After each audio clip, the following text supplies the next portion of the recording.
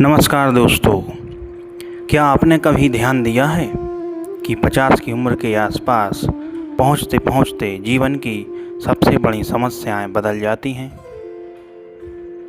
20 की उम्र में संघर्ष था कुछ पाने का, 30 की उम्र में संघर्ष था कुछ बनने का और 40 की उम्र में संघर्ष था परिवार संभालने का। लेकिन 50 साल की उम्र आते आते एक नया संघर्ष शुरू हो जाता है दोस्तों कि अब आगे क्या। बड़े बच्चे हो रहे हैं, शरीर पहले जैसा नहीं रहा, जिम्मेदारियां कम होने लगी हैं, लेकिन मन की बेचैनी कम नहीं हो रही है दोस्तों। ऐसा क्यों?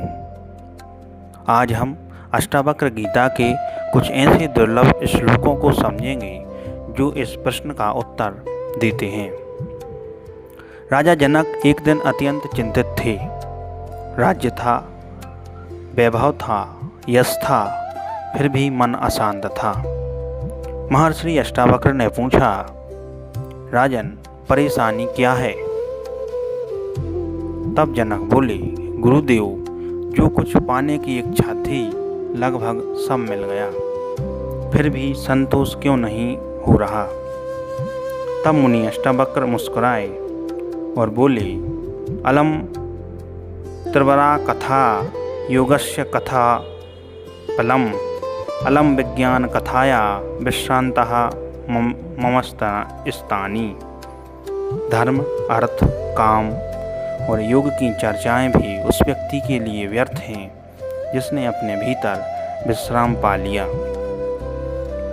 50 की आयु तक अधिकांश लोग यही सोचते हैं दोस्तों कि बस यह मिल जाए फिर शांति मिलेगी, लेकिन एक लक्ष्य पूरा होता है फिर दूसरा आ जाता है, फिर तीसरा, और ऐसा ही सिलसिला कभी समाप्त ही नहीं होता दोस्तों।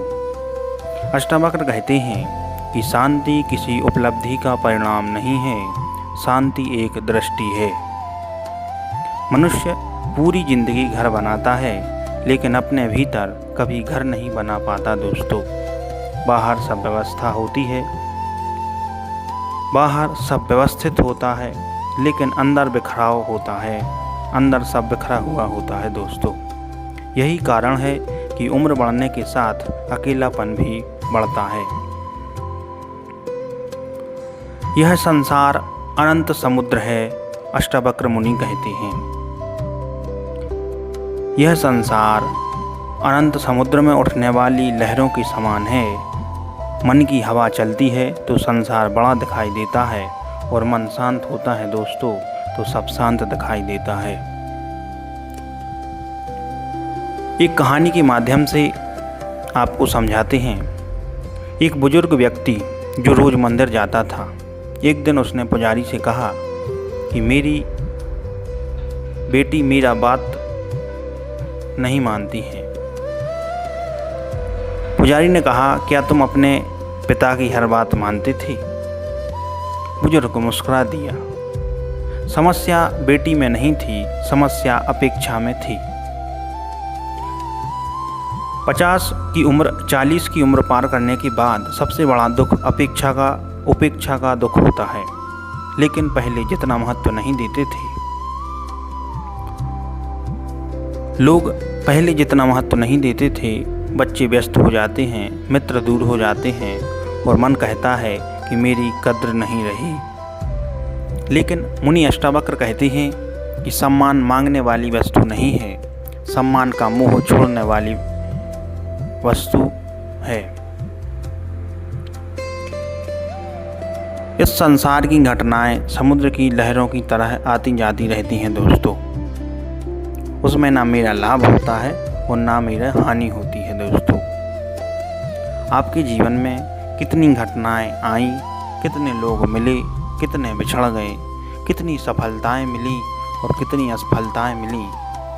आज उनमें से अधिकांश केवल स्मृति बनकर रह गई हैं। फिर भी उस समय हमें लगता था कि यही सब कुछ है। दोस्तों, 3 चीज़ों में सबसे ज़्यादा व्यक्ति फंसता है। पहला अतीत, दूसरा बच्चे या आगामी पीढ़ी और तीसरा भविष्य। वर्तमान में व्यक्ति नहीं रह सकता। जब सब कुछ नश्वर है और आत्मा शुद्ध चेतना है तो व्यर्थ की कल्पनाओं में क्यों भटकते हो, यही अष्टावक्र गीता और अष्टावक्र मुनि बार बार समझाते हैं। हम सोचते हैं दोस्तों कि जब सब ठीक हो जाएगा तब खुश रहूँगा, लेकिन जीवन में कभी सब कुछ ठीक नहीं होता। यह आपने अपने पिछले अनुभव से सीखा होगा दोस्तों। कुछ ना कुछ हमेशा अधूरा रहता है और यही जीवन का स्वभाव है। एक संत नदी किनारे बैठे थे। एक व्यक्ति आया और बोला कि महाराज, मेरे जीवन में बहुत समस्याएं हैं। संत ने नदी की ओर इशारा किया और कहा, क्या नदी कभी बिना लहरों की रहती है? व्यक्ति बोला, नहीं। संत बोले, फिर तुम जीवन को बिना समस्याओं के क्यों चाहते हो?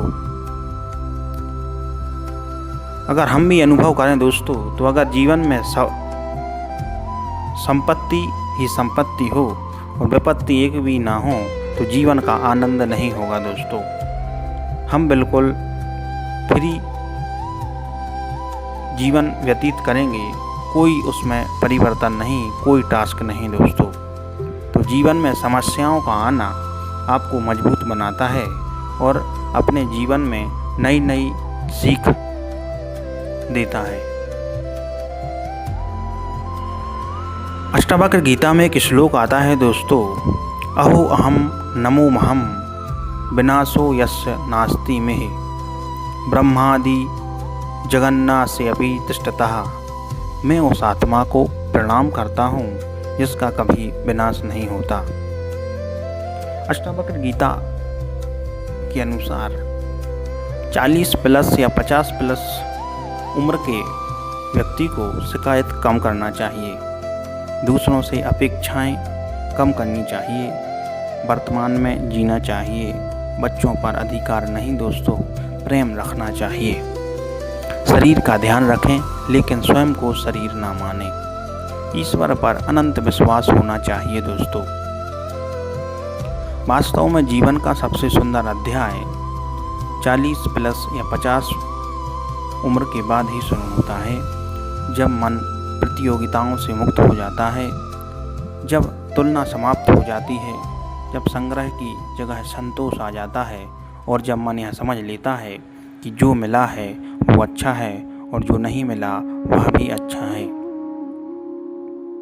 यही अष्टावक्र गीता का सार है दोस्तों।